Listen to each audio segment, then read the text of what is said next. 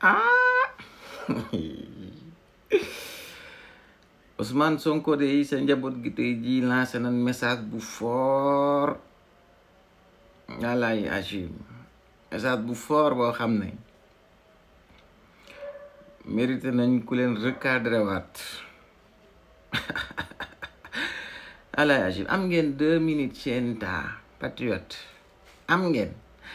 Alaay Agim merci beaucoup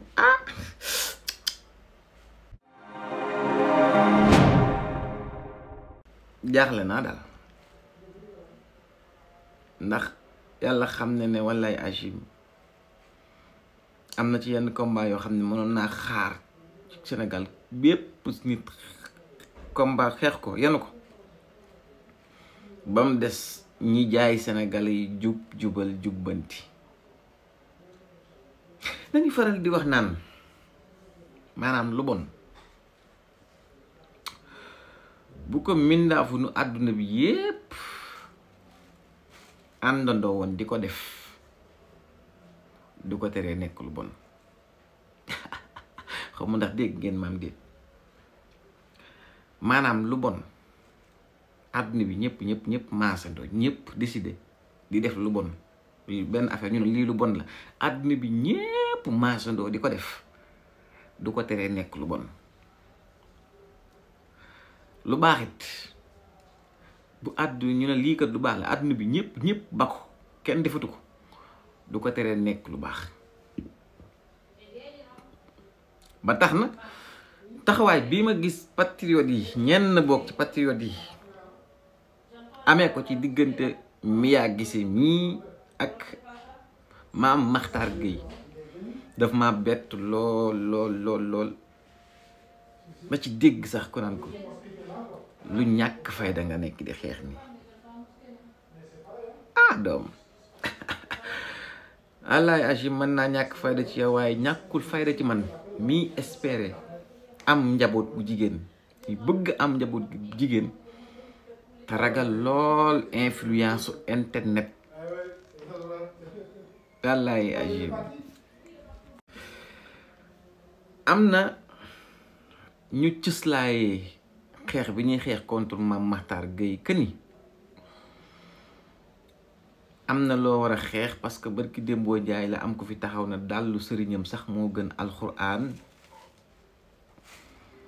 ma ne ko non réew mii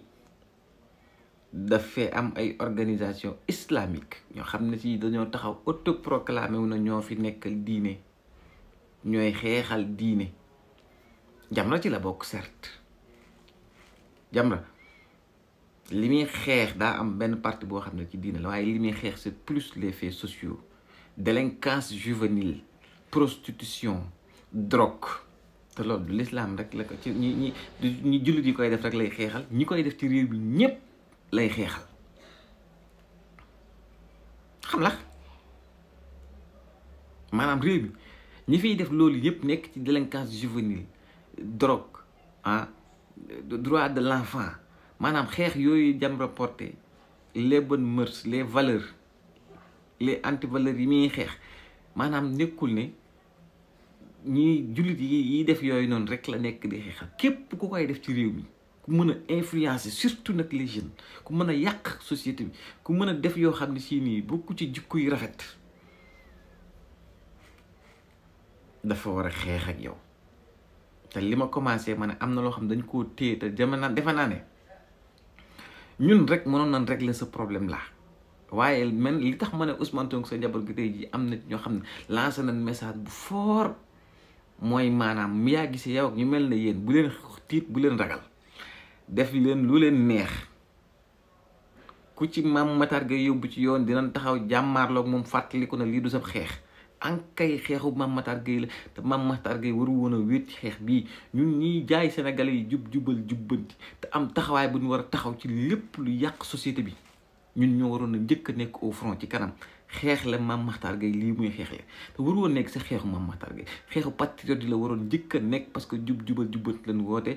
le capital humain dafa bokk ci projet bi bokk ci li nga xam ne ni ngeen di déggee ñu naan agriculture bi am na ci loo xam ne maanaam yar jikko yi yar nit ñi dox ni ñuy doxalee ñu wegante suñu biir joxante cër suñu biir dafa njëkk a bokk ci projet bi te moom li njëkk Diomaye nekk di liggéey ak Sonko ak son gouvernement muy le capital humain bu ngeen jàpkaar nee na nit taxaw di wax lu ko neex wala solo nu ko neex wala doxee nu ko neex defee nu ko neex ci réew mi bokkul ci projet bi daal di que yéen comprendre leen sax Ousmane Sonko ak Bassirou Diomaye Faye mission bi ñu am na yooyu yaay da ngeen di jàppal Mia Guissé tànk parce que lan bokkut ak yéen wala boobu mës na wax Ousmane Sonko lu ñaaw ce n'est plus une question de politique là ce n'est pas de la politique lii jiit romb na politique donc